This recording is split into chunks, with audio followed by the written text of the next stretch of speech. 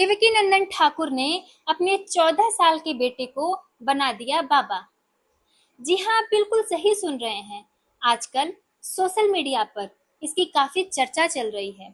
आजकल social media पर एक ही चर्चा हो रही है कि पहले तो वो खुद ही बाबा थे और लोगों से लूट घसुट करते थे, और अब उन्होंने अपने 14 साल के बच्चे को बाबा बना दिया और इस धंधे में उतार दिया। और वहीं दूसरी ओर आजकल के युवा नीट का एग्जाम दे रहे हैं, आईएएस का एग्जाम दे रहे हैं, अपने घर से दूर जाकर लखनऊ दिल्ली जैसी जगहों पर स्ट्रगल कर रहे हैं, तैयारियां कर रहे हैं, और फिर भी चीजों को व्यवस्थित नहीं कर पा रहे हैं। और यहाँ इन्होंने अपने बेटे को बाबा बना दिया और अब मोटी कमाई करेंगे। तो मैं आपसे पूछना चाहती हूँ, क्या एक ब्राह्मण अपने ब्राह्मणत्व पर रहे तो ये बुरी बात है? क्या एक शिष्य अपनी गुरु परंपरा का निर्वाह करे, अपने कुल परंपरा का निर्वाह करे तो ये गलत बात है? क्या बिना अध्ययन किए कोई बाबा बन सकता है? क्या हजारों हजार श्लोक बिना अध्ययन किए याद हो सकता है? क्या बिना पुराण पढ़े, बिना शास्त्रों को पढ़े कथा कर पाना संभव है? तो भाई, जो भी लोग ये बात कर रहे हैं कि उन्होंने अपने बेटे को बाबा बना दिया, मैं उनसे कहना चाहती हूँ कि आप भी बाबा बन जाइए और अपने बच्चे को भी बाबा बना दीजिए। जनता को मूर्ख बनाकर अच्छे से लूट घसूट करिए और मोटी रकम कमाइए।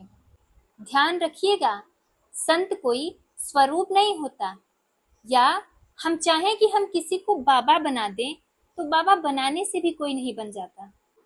वो उनके पूर्वार्ध जन्म का संस्कार होता है।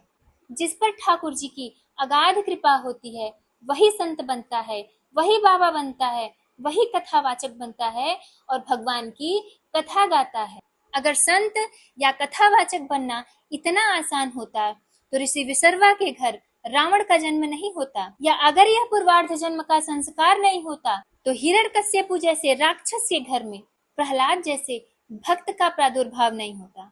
संत कोई स्वरूप नहीं है जिसे आप धारण कर लेंगे तो आपको लोग पैसे लाके देंगे।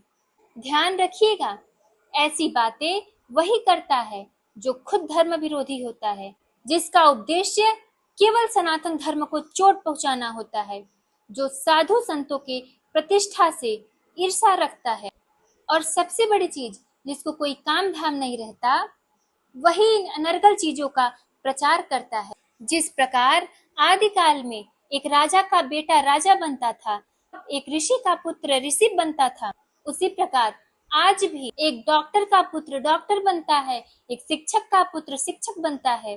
तो अगर एक कथावाचक का पुत्र कथावाचक बन रहा है तो इसमें बुराई क्या है?